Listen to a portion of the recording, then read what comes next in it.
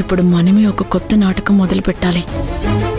అలైక్య, ఇది నువ్వు మౌనంగా ఉండాల్సిన సమయం కాదు, నోరు తెరిచి నిజం చెప్పాల్సిన సమయం.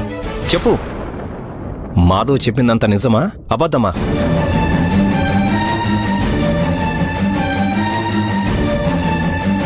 నిజమే రాఘవ్ గారు.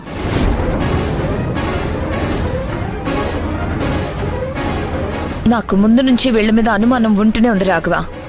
ఇలాంటి మనుషులను చేరదీయొద్దని, ఇలాంటి మనుషులతో సంబంధాలు పెట్టుకోవద్దని నేను ముందు నుంచి హెచ్చరిస్తూనే ఉన్నాను. కానీ ఏ రోజు నువ్వు నా మాట వినలేదు. అక్క, నువ్వు ఒక్క నిమిషం ఆగు.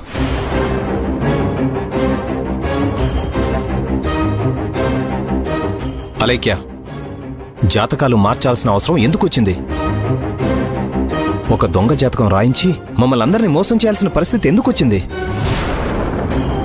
ఇంకా ఏం మాట్లాడుతున్నావు రాఘవ?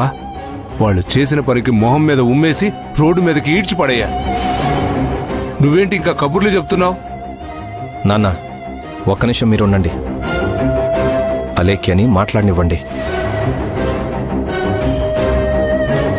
అలేఖ్య, నువ్వు నిశ్శబ్దంగా ఉంటే వీళ్ళడిగే ప్రశ్నలకి సమాధానాలు దొరకవు. ఆ సమాధానం దొరకాలంటే నువ్వు నోరు తెరవాలి. నేను జాతకాలు మార్చింది నిజమే రాఘవ్ గారు.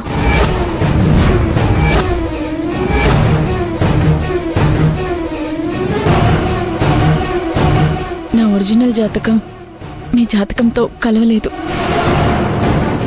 ఆ జాతకాలు కలవలేదని ఇక మీ వాళ్ళు మన పెళ్లి కూడా చేయరు.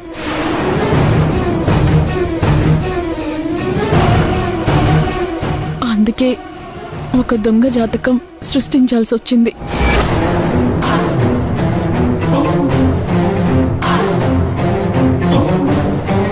అందరినీ ఇంతలా మోసం చేస్తావా?